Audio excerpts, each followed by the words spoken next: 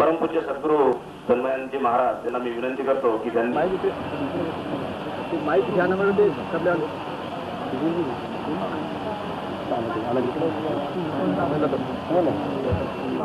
तस्मै श्री गुरुवे नमः। ब्रह्माण्डं परमसुखदं केवलं ज्ञानमूर्तिं द्वन्द्वातीतं गगनसदृशं तद्व्योमस्यादिलक्ष्यम् एकं नित्यं निर्मलमचलं सर्वदिशाक्षीभूतं भावातीतं दिव्यवैतं सद्गुरुं तं नमामि।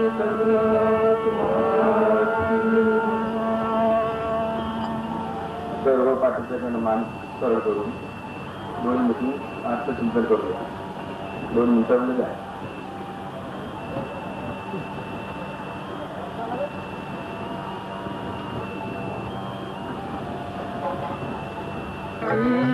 दयाल जय जय सतगुरु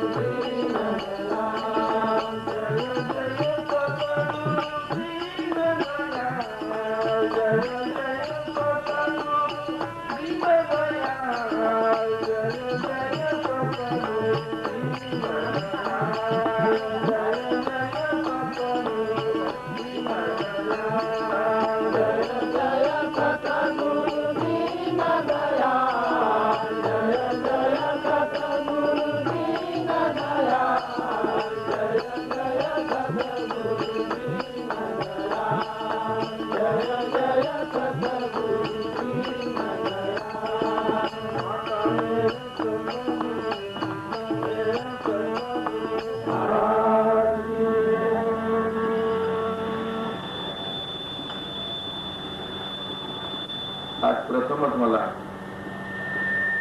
आपल्या या पावन नगरी विश्ववरचे दर्शन घडले.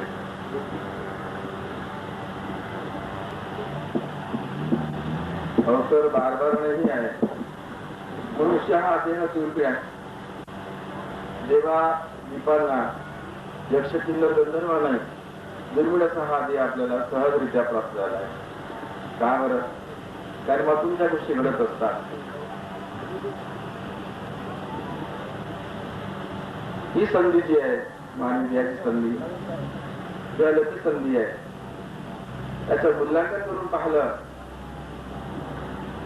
तर अमूल्य आहे ठेव असंच आपल्याला म्हणावं लागेल. एखाद्याचा हात कापून टाकला, ओरिजिनल तसा नवीन हात लावतो म्हटलं असंभव शक्य आहे. लाखो रुपया देऊन देखील पाय तोडलं, नवीन तसंच पाय लावतो, त्या पायातून तशी क्रिया घडली पाहिजे असं म्हटलं अशक्य आहे.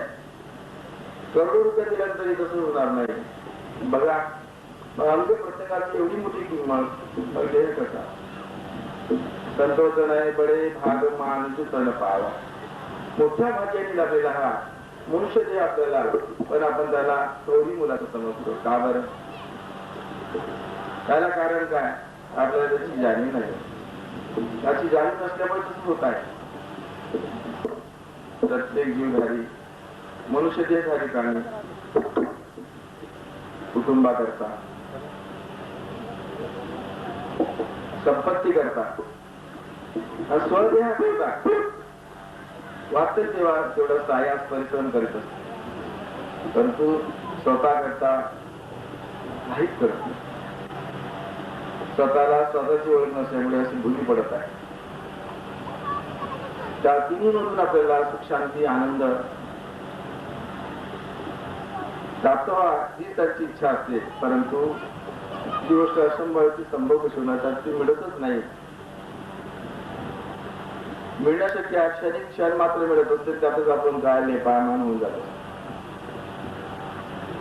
मृगनाभ है सुगंधी सुंगी है घास गंदी, दुनिया है सभी अंधी समजे नाही सारा. दुनियाला अंध का म्हटलंय?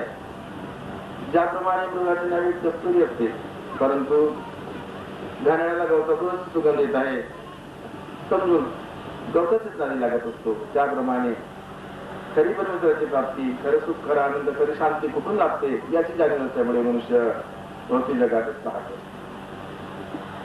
आणि या चुकीचा परिणाम माणसाला पुनरपी जननम पुनरपी मरणम हा राहड घालण्यासारखा सुरू होतो. कशाने होत असतो याबद्दल सांगितलं संतांनी.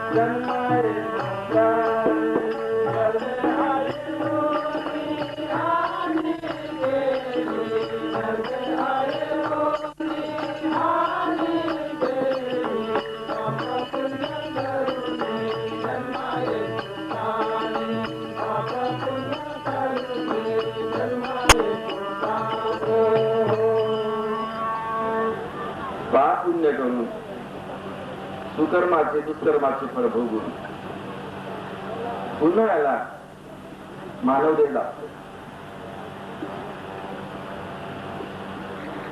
एक योनी कोटी कोटी फेरा तेव्हा लागे वारा मानवाची. अनेक योन्यामध्ये भ्रमण करता करता मुख्य देह जीवाला लाभल्यानंतर पुन्हा पुण्य कर्म करताय की पुन्हा पाप पुण्य पुन्हा कर्म सुरू. हा राहड गाडगा काही बंद होत नाही आणि त्यामुळे आरागमनाचे चक्कर सुटणार नाही. खरा सुख, खरी शांती, खरा आनंद प्राप्त होणार नाही. त्याकरता आपण काय केलं पाहिजे त्याबद्दल संतांनी विचारायचं. हे जर आपण करत बसलो त्याची सुटणारच नाही. मग मानवाकडून ते कर्म होणारच, याच्यात दुमत नाही आहे. मग हे कर्म होता कसं करता येईल? संतांनी त्याचं सार समजून दिलं. काय सांगितलंय? आपल्याला विचार करणे जरुरी आहे. कोणत्या गोष्टीचा विचार? विचारातूनच विवेक निर्माण होतो.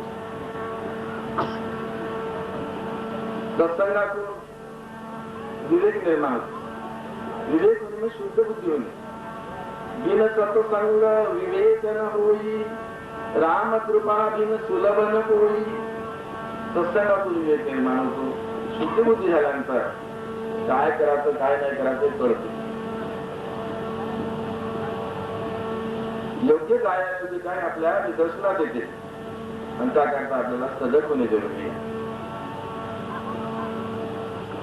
सत्संग मोठी देण आहे. सत्संगातून अनेक फल प्राप्त होतात. आपले पूर्वज त्याला आपण ऋषीमुनी म्हणत होतो. सतयुगात, त्रेतायुगात, द्वापर युगात तरी कालातही ही परंपरा सुरू होती. आता लोक पावलं सगळ्यांनी परंतु सुरूच आहे सूक्ष्म रूपाने. धर्म अर्थ काम मोक्ष चारी पुरुषार्थ साधून घेण्याकरता गुरुकुल आश्रमाची जागोजागी निर्मिती होती. गुरुभावनी जवळ 12 वर्षापर्यंत आपला मुलगा योग्य झाला पाहिजे म्हणून सामान्य लोक पाठवत होते मुलांना. आणि योग्य झाल्यानंतर ते योग्य कार्य करून घेतले.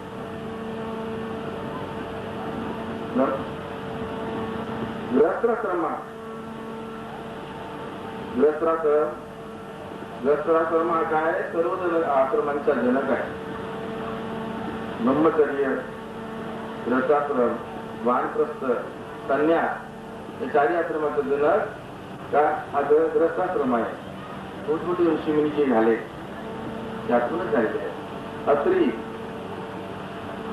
जमदग्नी, वसिष्ठ,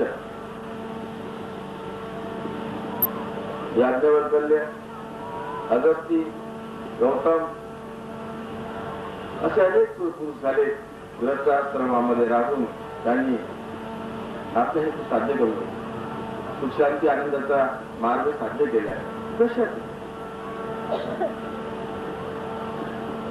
त्यांनी ती शिकवण परंपरागत आमच्या तुमच्या करता दिलेली आहे. परंतु आपण तिकडे लक्ष न देता भ्रमिष्ठासारखा भौतिक जगाच्या मागे लागून ज्याच्या शांती न मिळता अशांती वाढत गेली आहे. कारण की नवद्वार जे आपल्या शरीरात आहेत, 2 नेत्रद्वार, 2 कर्मद्वार, 1 मुखद्वार, 2 नासिकाद्वार, 1 मलविसर्जनद्वार, 1 मूत्र विसर्जनद्वार, हे 9 द्वार हे बहिर्मुखी आहे. अणुरेणू परमाणू कणापासून आपल्या त्या शरीराची रचना केली आहे. पंचभौतिक हा देह 25 प्रवृत्तीच्या बनून दशेंद्रियाची सांगत साधून आणि मनात 36च्या दैवीकरणामुळे आधी शुद्ध रचना झालेली आहे. त्यानंतर ती जाणीव तेच असते. त्याचा आपण शोध करणे जरूर आहे. कोणाचा शोध? मी कोण आहे, कुठून आलो, काय करीत आलो, काय करायला पाहिजे, मला निर्माण करणारा कोण आहे, सुख-शांती आनंद कुठे आपल्याला प्राप्त होईल त्याची जाणीव आपल्याला करणे जरूर आहे. वाहनाच्या दुकानात गेल्यानंतर आपल्याला सोनं मिळणार नाही. भाजीपाल्याच्या दुकानात गेल्यानंतर आपल्याला कापड मिळणार नाही. कापडाच्या दुकानात गेल्यानंतर आपल्याला नाश्ता मिळणार नाही. जी वस्तू जिथं लाभणार तिथंच लाभणार. आणि त्याकरता संतांचे वचन आहे, सारे हिंडता रानो राणी, सारे हिंडता रानो राणी, संताला जाओनी, संताला जाओनी, सारे हिंडता रानो राणी, सारे हिंडता रानो राणी.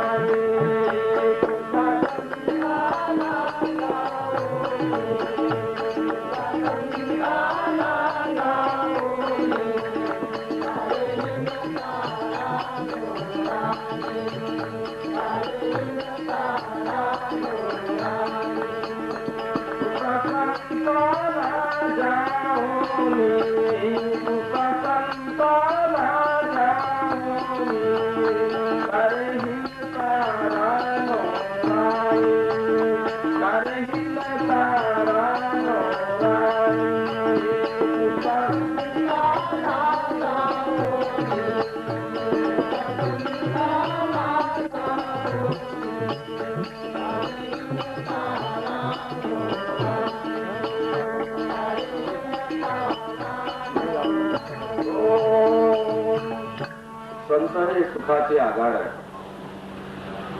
अक्षय सुख त्यांना लाभलेला आहे. अमाप ज्याच्याकडे संपत्ती आहे त्यातली दरिद्रता दूर करू शकतात. सोंगार कंगालाला धनवान करू शकत नाही. सुखाचे आगार ज्या शांती सुख आनंद ज्यांनी भोगलेला आहे, त्यांना लब्ध लाभ घडलेला आहे, ते देऊ शकतात. जे आचार्य आहेत तेच विद्यार्थी तयार करू शकतात. त्यात कळलं तर दुसऱ्याला काय कळणार आहे. आणि म्हणून ही जर वाट जाणून घ्यायची असेल सुख शांती आनंदाची, तर आपल्याला त्याचा सखोल विचार करावा लागेल. बघा, परपित्या परमेश्वरांनी, ज्याला कोणी गॉड म्हणतात, कोणी अल्लाह म्हणतात, कोणी राम म्हणतात, नानाविध राम नावाविधान दिलेले आहेत. पण नाम रूपाच्या अपराची सत्ता आहे. त्याने आपल्याला हा जो देह दिलेला आहे कशा करता हेतू साधला करता. मनुष्य देह हा आपला हेतू साधला करताय. अन्य योनी ही भोग योनी आहे. पशुपक्ष्यांची कीटकांची अन्य योनी कशी आहे, भोग योनी आहे. परंतु मनुष्य योनी भोग भोगून देखील आपण नव्यानं आपले हित करू शकतो, चांगले वाईट कर्म करू शकतो. इतर योनामध्ये भोग योनी असल्यामुळे काय, वाघाने माणसाला फाडू खाल्लं का त्याला पाप न कोणी, त्याचा तो आहार. एवढी मोठी देण दिलेली आहे. कुणी म्हणतात वयाची मर्यादा टाकली आहे. मानवाच्या वयाची मर्यादा नाही. आपल्या वयाची मर्यादा नाही आहे. का बरं? वयाची मर्यादा नसता श्वास मर्यादा. श्वास नासिकेचे वाटे चालण्याची क्रिया आहे, प्राणाची अपानाची. जाणे येणे जाणे जी क्रिया, ही जी क्रिया आहे ही मर्यादित.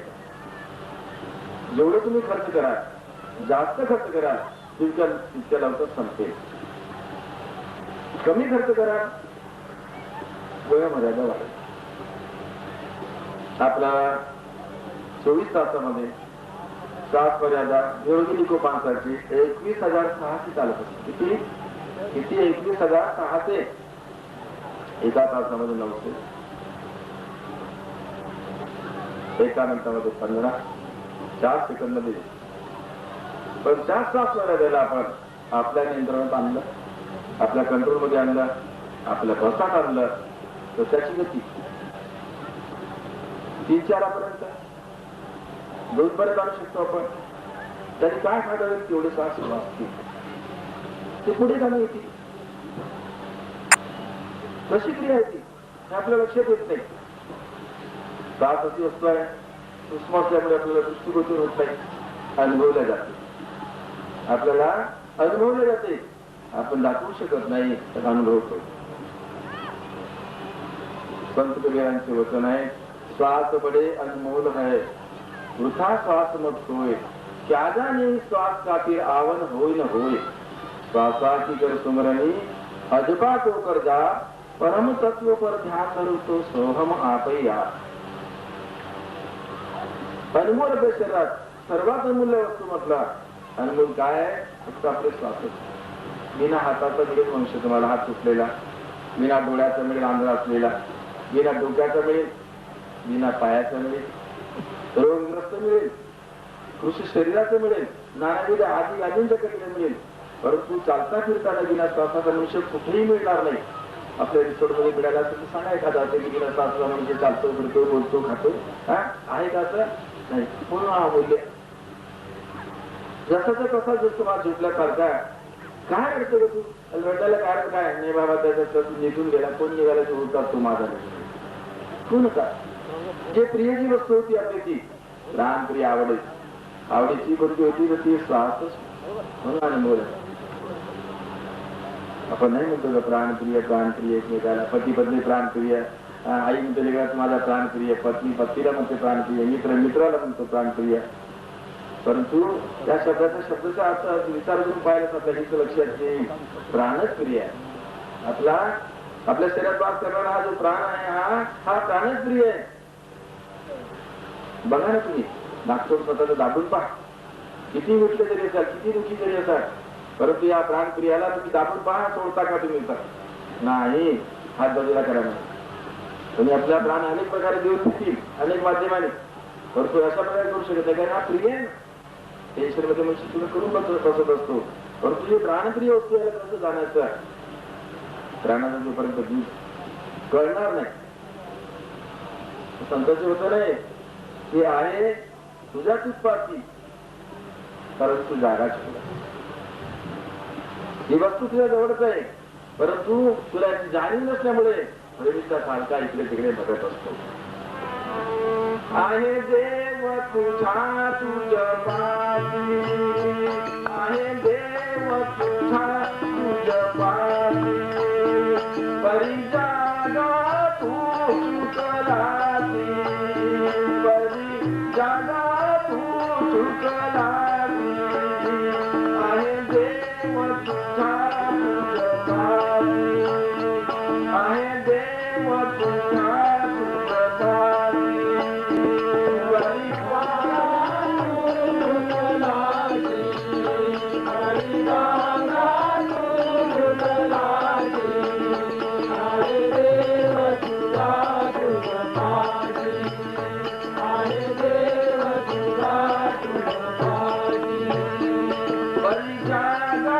तू चुकलाती,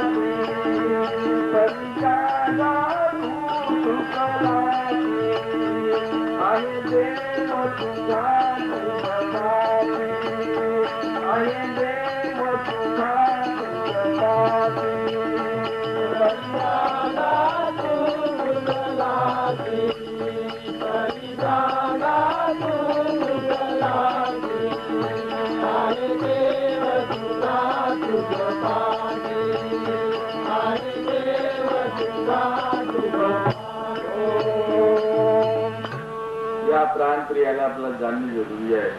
प्राणप्रिय आपल्या कशाची जाणीव निर्माण होते, जाणीव होतं का? हृदयाची धडकणे गती वाढत असते, बेचैनी वाढत असते, त्यामुळे अशांती वाढत असते, निद्रेचा नाश होणं सुरू होतो. किती चांगलं समाधान होत. अहो आम्हाला संपत्ती आहे शेठची, काय झालं तुम्हाला, क्या बताऊं भैया, बेचैनी बढ़ गई, डॉक्टर बोलता है प्रेशर बढ़ गया है, नींद नहीं आ रही है, हृदय की धड़कनें बढ़ गई. क्यों? कारण काय याला? कारण एकच आहे, प्राण हा बेचैन झाले, प्राणाची गती वाढलेली आहे, रोदन झाली नाही आहे. ज्यावेळेला आनंद मिळते, शांती मिळत असते, क्षणिक प्राण असतो, तर त्यावेळेला तुम्ही श्वास पहा, गती कमी घ्यायची. श्वास नॉर्मल अवस्थेमध्ये असतो काय, त्यावेळेला एक विशिष्ट आनंद येतो.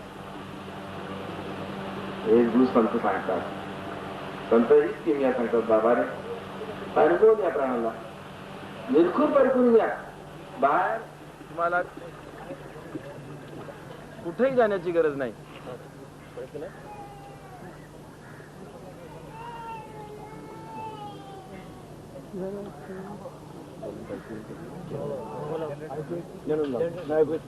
कठीण नाही आहे, पण नवीन विद्यार्थ्या करता जर तुम्ही शाळेत गेलंच नाही त्याच्याकरता काय नाही तर कठीण आहे.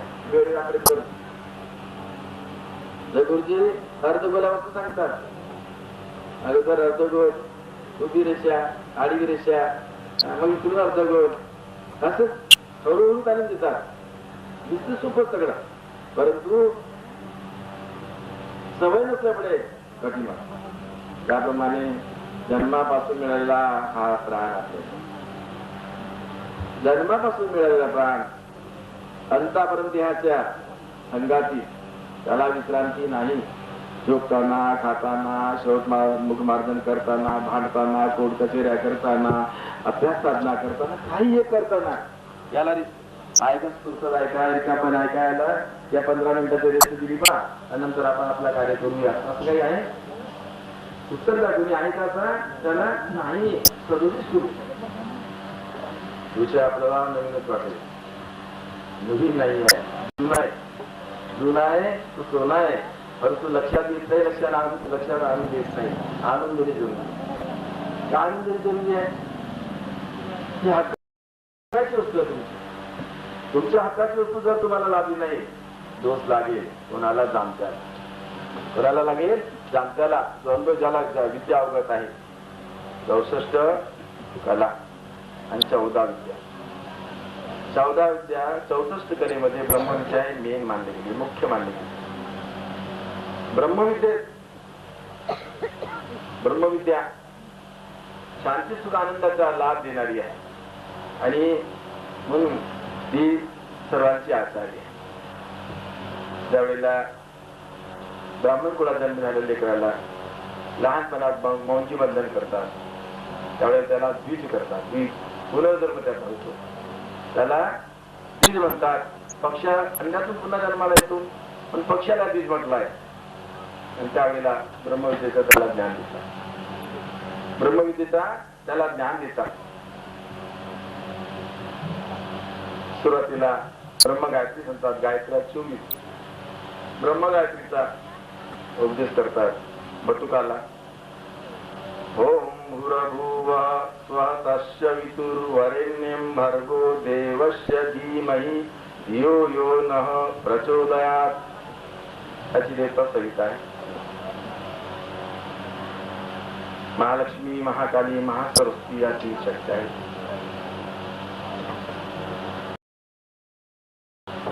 विश्वामित्राचे ऋषी आहेत. 24 अक्षराचा मंत्र आहे.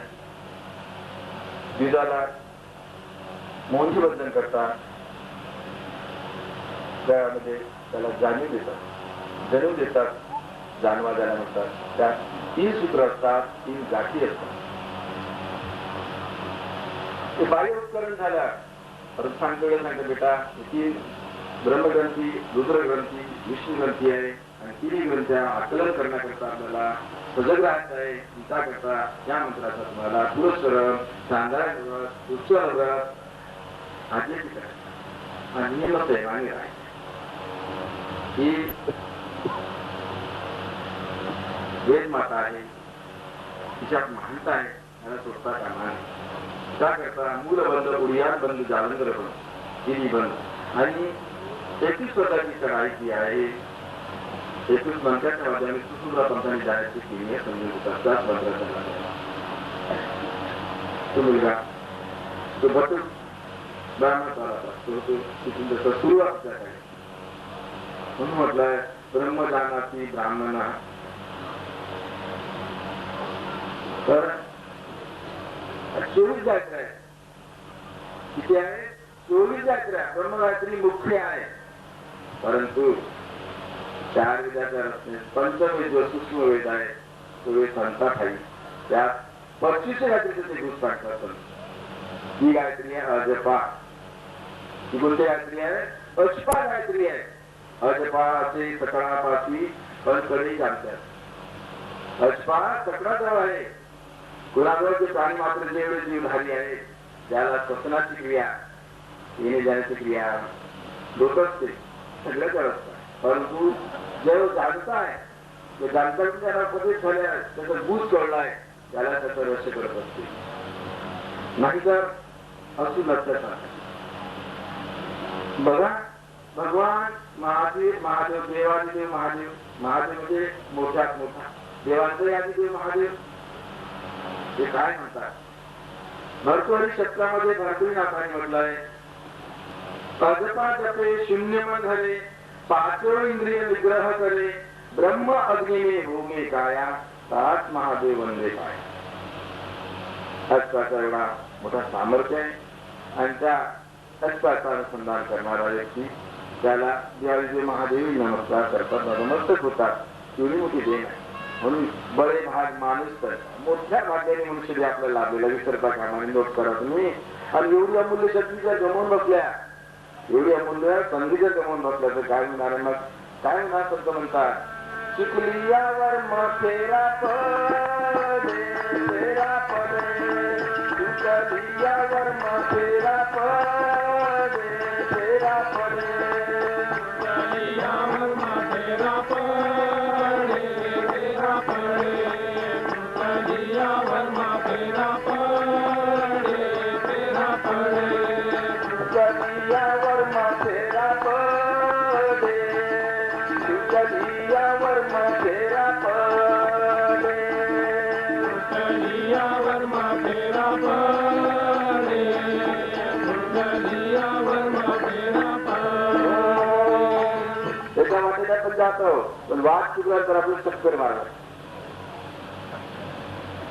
तर कोणती वाट आपण मनुष्यदेह प्राप्त करून काय चुकत आहोत याबद्दल संतांनी विचार केलेला आपल्याला याच देही ओळखी करा आत्माराम याच देही ओळखी करा आत्माराम देही ओळखी करा आत्माराम याच देही ओळखी करा आत्माराम याच देही ओळखी करा आत्माराम याच देही ओळखी करा आत्माराम याच देही ओळखी करा आत्माराम याच देही ओळखी करा आत्माराम.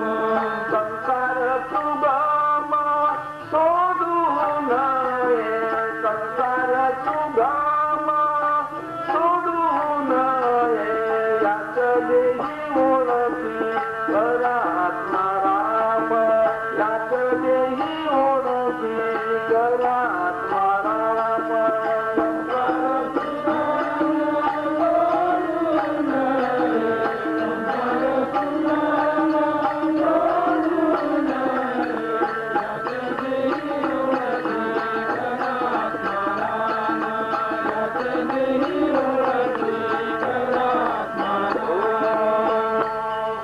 आपल्या आतमध्ये रममाण होणारी शक्ती आहे रोम रोमामध्ये रोम किती आहे आपल्या शरीरात रोम रोम म्हणजे केस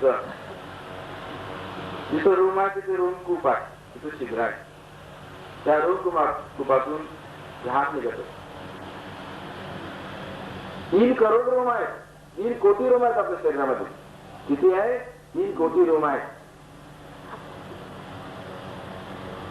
आणि रोम रोमाला ओढून बघा तुम्ही ज्या ज्या ठिकाणी केस आहे ओढून बघा तुम्ही पाठीपासून पोटापासून हातापासून पायापासून बघा तुम्हाला त्याची जाणीव होते की नाही होते ना ते नाही होत ज्याला जाणीव झालेलं तुम्ही काय अर्धांग वाईट झाला म्हणे बोट ढिले पडले म्हणे डोळा गेला म्हणे त्यातला प्राण निस्तान झाला कुचकामी झालेला आहे ती चेतना ती जाणीव रोमरोमात भरलेली आहे आणि ती जाणीव म्हणजे आपण फरक नाही आणि त्याला जाणून घ्यायचं आहे त्याला जाण्याचं आहे तर आतमध्ये रममान होणारी जी शक्ती आहे ती कुठून आली आहे तिचे कार्य काय त्याच्या आधाराने पाहणे बोलणे खाणे पिणे सगळे क्रियाकलाप होत असतात त्याच्या आधाराने खालेल्याची पसंत क्रिया विभक्ती करत डोळ्याची उघडझाप ही शक्ती नसली तर काहीच होत नाही काही आपण करू शकतच नाही एवढी मोठी देश आपल्याला मिळाली आणि आपल्याला त्याची जाणीव नाही दुनियाचा विचार करतो चंद्र लोकांवर काय चाललंय मंगळावर लोक काय आहे हे सगळं सांगतात पण आपल्याजवळ काही एक पत्ताच नाही आहे किती नाजीराची गोष्ट आहे दुःखाची गोष्ट आहे किती आहे कितने पड़े हो जी मैं PhD किया हूँ काय म्हणते PhD किया हूँ काय में कोणता तरी विषय आहे इसमें नहीं जी बोले इसको तो पता ही नहीं अपने इसका पता ही नहीं है क्यों पता नहीं है तुमको पता का पता लगाना लापता का पता लगाना है संतांनी म्हटलं है कहूँ सो नहीं नहीं कहूँ सो है नहीं के बीच में जो कुछ है सो है आहे म्हटलं तर दाखवीत आहे दाखवा ना तुमचा प्राण आहे म्हटलं तर दाखवीता नाही म्हटलं तर गुन्ह्याच्या बरोबर सगळं चाललंय बुद्धीचा दातार कोण आहे त्या एवढा जीवाणू निर्माण करण्याची दुनिया घरापासून तुम्हाला लावलेली आहे दाखवी द्यायचे नाही आहे म्हटलं तर दाखवी द्यायचं नाही म्हटलं तर सगळं गोंधळच आहे की नाही कोणाच्या सत्तेने सगळे झाडाचे पानं वगैरे सगळे किती हालत असतात, बोलत असतात, सगळं जगाचं नियंत्रण कोण करतो? तुम्ही करता. जर जनरेटर लाईट द्यायचं जनरेटर सुरू केला ते कृत्रिम क्रिया किती वेळपर्यंत टिकणार आहे?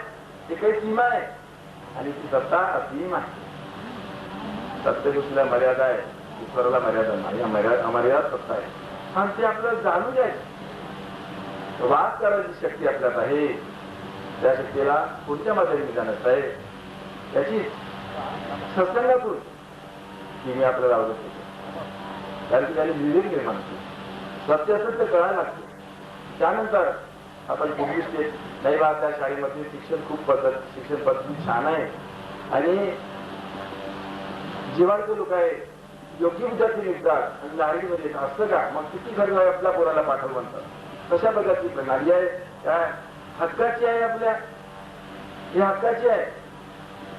आपण हकला आहोत आणि जर हे जर झालं नाही आणि संसार कसं आहे? त्याला कौटुंबिक जीवन जगायचं आहे, संसार जीवन जगायचं. सगळं सुगम आहे. सुगम म्हणजे सोपा. संसार कधी नाही. आईचा चप्पू दिवसभर व्यापाराचा पण गुंतून आलो सायंकाळी येतो त्याचा घ्या अशी खाना तयार आहे. कपचेच बरा तिकडे थंडा झाल्याने खाऊन जल्दी बोलतो ऐकतोच. अरे वारे काय सगळ्या सोयी उपलब्ध. एकमेकाचा करता जेव्हा जर आपल्या घराही काही झाला नका शिकायला जर दुःख झाला तर कुटुंबाचे लोक बेचैन होऊन जातात. इतकं प्रपंच जीवन सुखमय आनंदमय असा देणारे आहे. आणि त्या संन्यासाला घरोघरी चरणाची कुत्र्यासारख्या आजार आला तर तेच पडून राहा. मोठी दे नाही आणि सरलतेने समोर जाता है. लोग बताने वो सन्यासियों का काम है, त्यागियों का काम है, हम लोगों का क्या है? सगळाच येथे आहे अधिकार. सरार पार भाऊ सिंधू सगळ्याला हा अधिकार आहे. कशाचा? करून चालू करून घेण्याचा. काय करायचा? काय करायचं? आपलाही करायचं. त्याकरता आपल्याला काय करावं लागेल? अपने आत्म के चिंतन में हरदम जागृत रहना है. अपने आत्म के चिंतन में हरदम जागृत रहना है प्रत्येक वेळेला. म्हणून काय विचार करायचं आपल्याला सांगितलंय.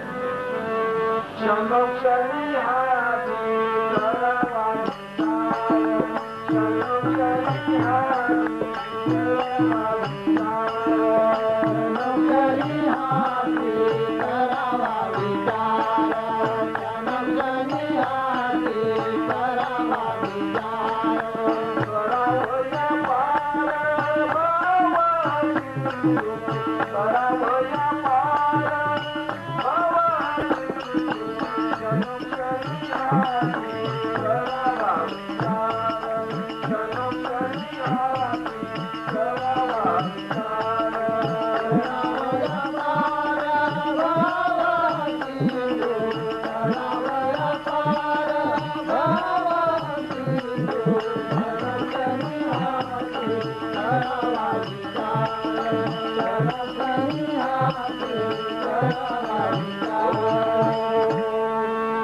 डोळ्याची उघडझाप ज्याला निमित्त किंवा क्षण म्हणतात.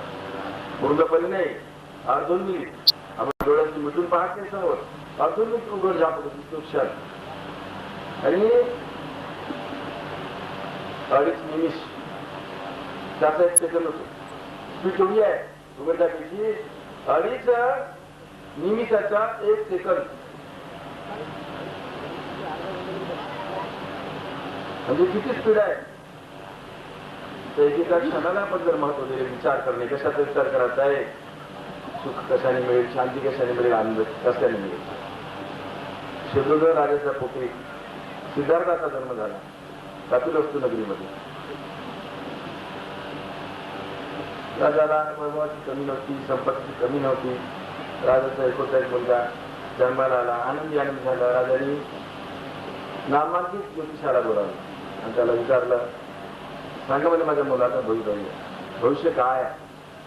तर त्यांचं एक महाराज याच्यात 2 गोष्टी आहेत. एक तर हा मुलगा चक्रवर्ती राजा होईल किंवा ठरवून प्रवर्तक होईल. अरे असं कधी होते का? एकच कोणते जे जे असते संचिती तेने तुझे कल्पांती. नाही तसं नाही. समजलं तुमचं अंतर आहे. कसं? मी म्हणतो तेच बरोबर आहे. कसं बरोबर आहे? तरी सखोल अभ्यास केले. बरं म्हणे. मग कसं करायचं सांग महाराज. त्याला चक्रवर्ती जर राजा करत असेल त्याच्यासमोर कोणतेही दुःख येता कामा नये. दुःख जर आला त्याला विरक्ती निर्माण होईल आणि विरक्ती निर्माण झाली मग राजपाट सोडून द्यायची. मग काय करायचा आता त्याचा विचार तुम्ही काय म्हणा. बुद्धिमान मंत्री असतात, बलवान धैर्यवान कोण असतात, सेनापती. परंतु मंत्री बुद्धिमान मंत्रिमंडळाला बोलायला कसं करायचं म्हणजे सरकार असं करा ना. तुम्हाला कसं अशी सोय करा या दुःखाची वस्तू पता लागली नाही पाहिजे. कशी योजना राणामध्ये मोठा महाल तयार केला. बघता छोटा होता त्या सगळं लालं पाण्याची क्रिया सगळं सुरू झालं. लहानपणाचं आई वाढली, मावशीने लालं पानं केलं गौतमीने म्हणून गौतम नाव. सिद्धार्थाचं नाव बदललं गौतमात. वयात पर्यंत दरवर्षी राजा आपल्या महालामध्ये मुलाला भेटी करता बोलत. परंतु रस्त्याला दुःखमय कोणती वस्तू घडता कामा नये याचा खबर घ्यायची. गाडीकोट बंदोबस्त आहे. सिद्धार्थाकडे मुलगा झाला. यशोधरा नावाची पत्नी त्याची लावण्य होती. राहुल नावाचा मुलगा छोटासा बच्चा. आता तारखाला म्हणतो अरे दरवर्षी एकच मार्ग नेत असतो असं काय. मधल्या वाटेत जाऊ ना आपण एखाद्या वेळेला राज्यासारखा मधल्या रस्त्यांच्या मधल्या रस्त्याचा बंदोबस्त काहीच नसतो. राजा बोले जर आले त्यांची गोष्ट कोण टाळली. मधल्या रस्त्याने पाहला त्याला खेळडा म्हातारा त्याच्या हातात काठी घेतल्या, कमर वाकलेली आहे, घुसशरी झाल्या, दात पडलेले आहेत, तुझी नाकाला लागत आहे. चालला हा कोणता प्राणी आहे. तसं पाहिलं तर सगळं करण्याचं वाटेच निरोगी खूपच लोक जराही फरक पडला का गेट आउट करत त्याला त्याची दुसऱ्याची नियुक्ती करायची. पाहणे हा कोण आहे हा कोणता प्राणी. सरकार आमचा तुमचा सरकारच मनुष्य आहे असं. मग झालं काय झालं सरकारनं म्हातारपण आला. म्हातारपणात अशी स्थिती होते आपल्याला पण स्थिती झाली काय होय. बरोबर लागला तर काय पुढे समोर गेला. तरुण होता आपण खुश करायचं दिसता रोगी. आणि हा कोणता प्राणी आहे. हाही मनुष्यच आहे. मग हा आता सुकूनचा गेलेला आहे. हाडाचा सापडा का दिसत आहे. सरकार हा रोगी आहे. रोगी म्हणजे काय त्याला विकार केले शरीरात. संयम नियम घातलेला प्रकृतीने मात केलं त्यामुळे त्याची अधोगत होत चालली. सरकार आजचा उद्याचा असं आहे ना. मग आपल्याला असं होऊ शकते अर्थातच सरकार कुणाला होत नाही. माणसाकडे सगळ्या गोष्टी आहेत. दुसरा धक्का मग पुन्हा समोर आहे. दोन माणसं समोर दोन माणसं मागे. एखाद्या वरती खांद्यावर घेऊन झोपला आहे त्याचा चाल आणि एखादी हंडी पकडली समोर मागे चालली वरात 500-100 लोकांची. आणि काय हा मनुष्य झोपला कशाला. झोपला कशाला वरती. सरकार मेला म्हणे तो. मेला मेला म्हणजे काय त्याच्यातलं प्राण निघून गेलं. समजलं नाही म्हणे मी. सरकारला आता हा संपला म्हणे. संपला म्हणजे कसा त्याला अग्नीतून जाळलं तरी पटाक करत नाही. जमिनीत पुरलं तरी काही करत नाही. तुकडे तुकडे फिरत तरी घेऊन हा कोणत्या प्राणी आहे आमच्या सरकार काय ना आपले मांडे घेऊन चालले. आपली अशी गती होईल का होईल म्हणे. बस कर म्हणे. चाल मागे जायचं नाही म्हणे. गावाकडे जायचं कार्यक्रम पण गेल्या मागे आले. त्याच विचार असं होत असते का आपल्याला सोयी का असं होत असते का. निर्माण झाली. पत्नीला काही सांगितलं नाही. रात्री मध्यरात्रीच्या सुमारास लेकरात झोपलं पाहिजे. पत्नीला झोपलं पाहिजे. लहान होती पत्नी दिसली. त्यासमोर तो आजार दिसला. तो म्हातार पण दिसला आणि त्या चादर खांद्यावर घेऊन जाताना दिसली हीच गती होईल. मुलाकडे पाहिला त्याची तीच गती होईल. आपल्या ज्याकडे अवलोकन केला आपली तीच गती होईल. नको काहीतरी याच्यात दूध असेल.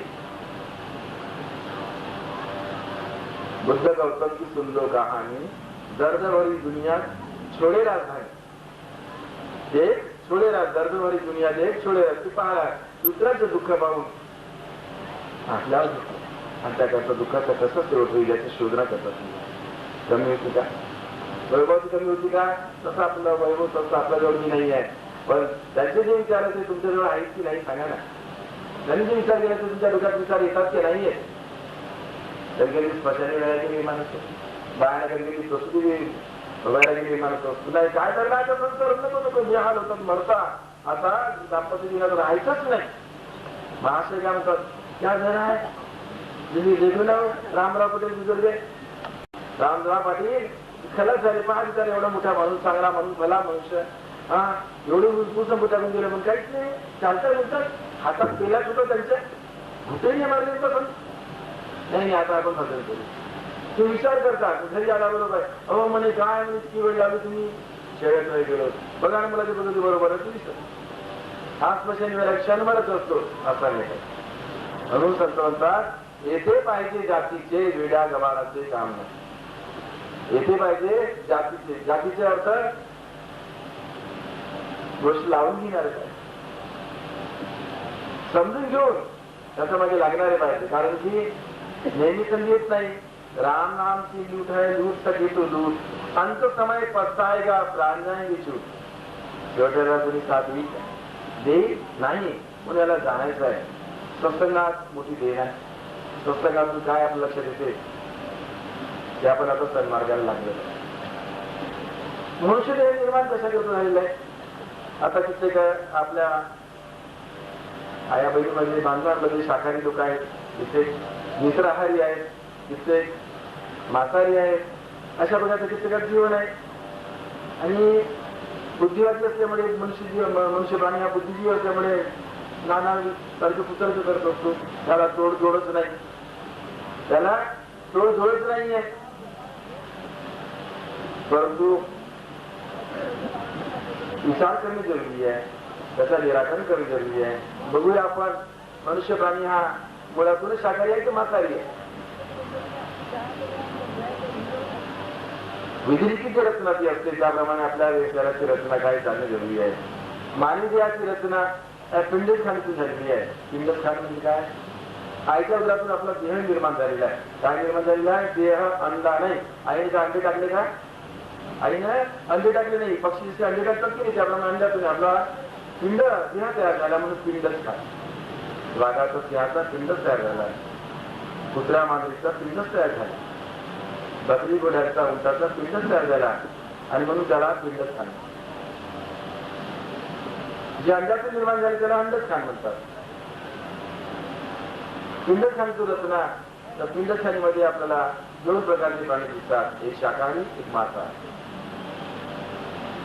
मांसाहारी प्राणी वाघ, सिंह, चित्ता, लांडगा हे काय मांसभक्षण करणारे प्राणी आहेत. मांजर, कुत्रा. शाकाहारी प्राणी गाय आहे, म्हैस आहे, उंट आहे, घोडा आहे, हत्ती आहे, गेंडा आहे, बकरी वगैरे हे प्राणी शाकाहारी प्राण्यात बोलतात. गाईला मांस खायला मांस खायचा की मांस पण जमेल का, सिंहाला हलवा पोळी बासुंदी पोळी द्याल खाईल का, त्याचा जमेल का, तो शक्यच नाही. आणि मनुष्य प्राणी शाकाहारी दिसतोय, मांसाहारी दिसतोय, मिश्राहारी, कोणी शाकाहारीचा शुद्ध. त्याला कारण काय, बुद्धिजीव असल्यामुळे बुद्धीच्या कसोटीवर आपल्याला समजणे जरुरी आहे. बुद्धीच्या कसोटीवर बघा जेवढे मांसाहारी प्राणी आहेत, मांसाहारी प्राण्याची शरीराची रचना सांगितली आहे. दातांची झडप त्याच्या कसे आहे, वरचे दात आणि खालचे दात 2 सुडके असतात, अनुकुची दार असतात. कसे असतात, वरचे दात आणि खालचे दात हे अनुकुची दार असतात, थोडे दात असतात. त्यांचे मांस तोडू शकतात आणि भक्षण करताना मांस तोडून खात असतात.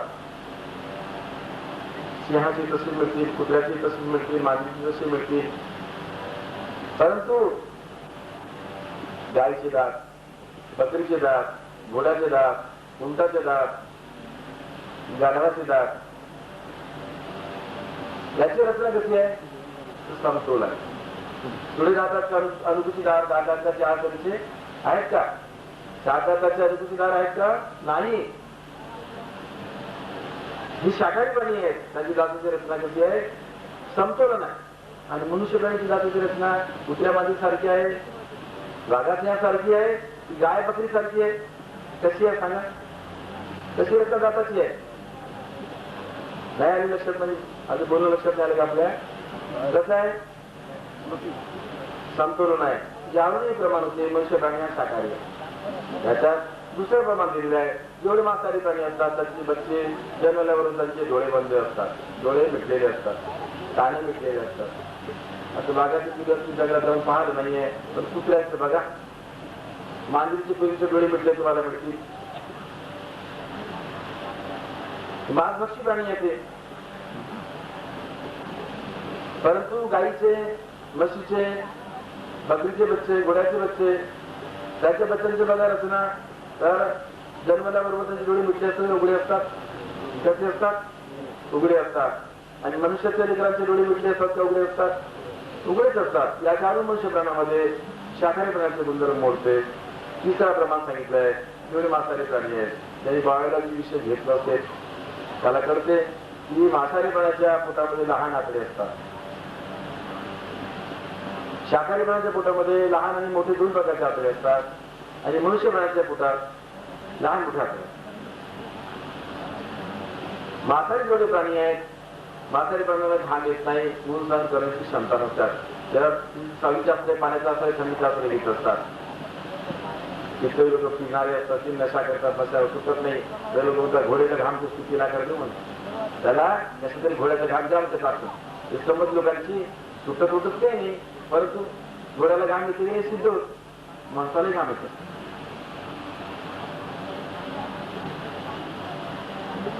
म्हातारी जेवढे प्राणी आहेत त्यांना रात्रीला स्पष्ट दिसत असते, रात्रीला स्पष्ट दिसत असते. वाघ शिकारीला निघत असतो, मांजर उंदराला पकडायचं बदल नाही, पण विचार करण्याचा अधिकार आहे, एवढं माझं म्हणणं आहे. आपल्याला आता कशाचा विचार करायचा आहे, दुःखाचा शेवट कशा माध्यमाने होईल हे जाणून घेण्याकरता काय करायचं की संतांना शरण जाणे जरुरी आहे. हे सज्जनग्रस्त होतात.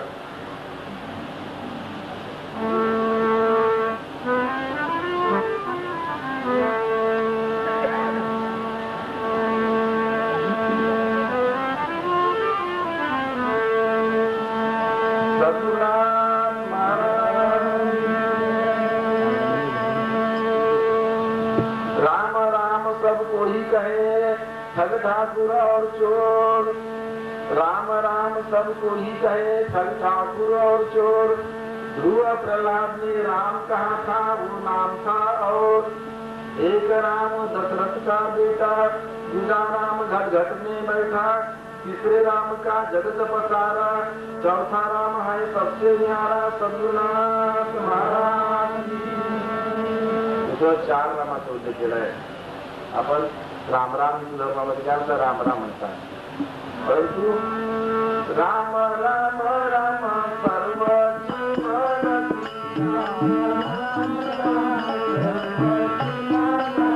राम राम राम सर्व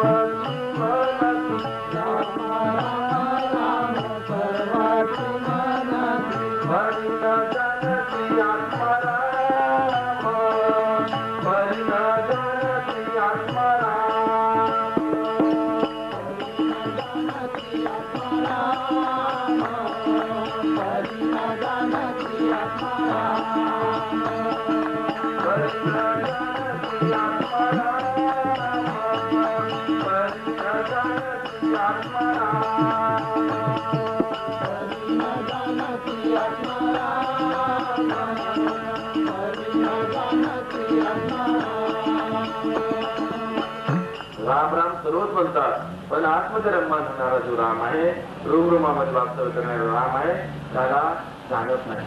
त्याला कारण काय, आपण राम राम म्हणतो, जणूधारी जे राम आहे तर ते कोण आहे सांगितलं आहे. दशरथाचा राम आहे श्रीकाराचा, दशरथाचा राम आहे श्रीकाराचा, दशरथाचा राम आहे श्रीकाराचा, दशरथाचा राम आहे श्रीकाराचा, दशरथाचा राम आहे श्रीकाराचा, दशरथाचा राम आहे श्रीकाराचा, दशरथाचा राम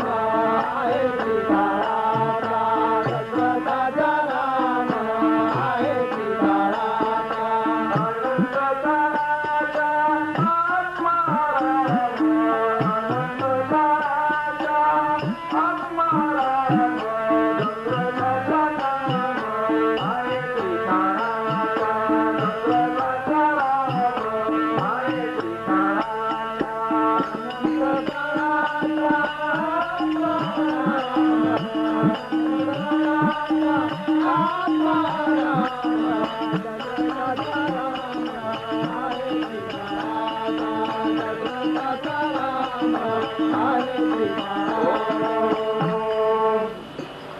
भगवान रामचंद्र जन्माला येण्यापूर्वी वाल्मिकी रामायण रचली. त्यात उल्लेख केलं त्रेतायुगाच्या तिसऱ्या चरणामध्ये रामावतार होणार आहे. त्रेतायुगाच्या तिसऱ्या चरणामध्ये रामावतार होणार आहे. भविष्यकाळ भविष्य उतरल्यानंतर काही त्रेतायुगाच्या तिसऱ्या चरणात रामाचा जन्म झाला. रामाची लीला सुरू झाली. वर्तमान काळात आज भगवान रामचंद्र नाही, गोष्ट भूतकाळात गेली की नाही. भूत भविष्य वर्तमान या तीन काळामध्ये राम झालेला आहे. परंतु अनंत काळापासून त्याचा अंत लागत नाही. आत्मधर्म होणारी शक्ती जी आहे, आपल्यामध्ये वास करणारा जो आत्मा राम आहे, तर तो आजचा उद्याचा नाही आहे, रामाच्या पूर्वी. आणि याचा भूत भगवान रामाला माहित नव्हता. संत पुराणे देतात, रामाची जरिका राम माहीत असता, रामाची जरिका राम माहीत असता, परिका शरणाचा प्राप्तिता, परिका शरणाचा प्राप्तिता, परिका शरणाचा प्राप्तिता, परिका शरणाचा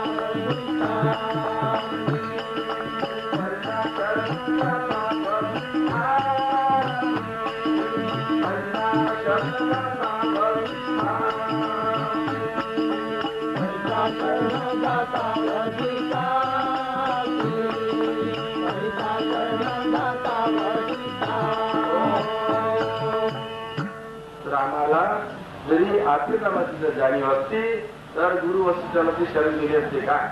गेलीच नसते. म्हणून कृष्णावतारामध्ये द्वापरामध्ये भगवान कृष्णही सांगते तरी गुरुला शरण गेले. कशा करता स्वतःला जाणून घेणे आणि ते जाणणे प्रत्येकाला आवश्यक आहे. देवाचे कोणी सुटले नाही. दत्त महाराज आपल्या पिता अतिऋषीला शरण गेले. अविलास चक्रांनी 24 गुरु केले, 48 गुरु केले. अविलास चक्रांनी 42 गुरु केले, दत्तात्रय 24 गुरु केले. जाणून घेण्याकरता. आणि आपण त्याच्या प्रकार सुखा शांती आनंदाचे. कारण की बघा, पाण्याची निर्मिती कुठून झालेली आहे? पाण्याची निर्मिती ही सागरातून झालेली आहे. कुठून झालेली आहे? सागरातून. सागराच्या पाण्याची उन्हाळ्यामध्ये उष्णतेने वाफेत रूपांतर होतं. वाफ वरती तरंग जाते आणि बरोबर तरंग ती पुन्हा उंचवटा वाहत चालली जाते आणि त्याला ज्यावेळेला थंडी लागते पुन्हा पाण्यामध्ये रूपांतर. जिथून आलेला पाणी वर्षात रूपांतर झाल्यानंतर त्याची धावण्याची गती कुणीकडे असते? कुणीकडे गती असते पाण्याची? उंचवटाकडून सखल भागात, म्हणजे समुद्राकडे. ज्या समुद्रातून प्रगट झालं तिथंच असते. दिव्याची ज्योत असते कशी असते? वरती. त्याचा दैवत सूर्य आहे, तेजाचा दैवत सूर्य असल्यामुळे सूर्याकडे त्याचं लक्ष असते. ज्योत विस्तारणे वरती. अग्नी जी आहे ना, अग्नीची प्रज्वलित झाल्यानंतर वरतीच लव असते, खाली नाही. पाण्यासाठी उताराकडे जात नाही. त्याप्रमाणे जीवाची स्थिती काय, आपली स्थिती काय, सुख शांती आनंदातून आपण प्रगट झालेले आहोत. सच्चित आनंदमय स्वरूपातून आपण झालेले आहोत. ब्रह्मापायी आपल्याला जीवदशा प्राप्त झाली आहे. त्यातून मुक्त होण्याकरता, सुख शांती आनंद प्राप्त करून घेण्याकरता आपल्याला शिरूनकडे आहे तिकडेच. आणि ते प्राप्त करून घेण्याकरता आपण हापापलेले आहोत. परंतु आपल्या लक्षात येत नाही. काय नाहीये? जो तेल माही तेल है, चकमक माही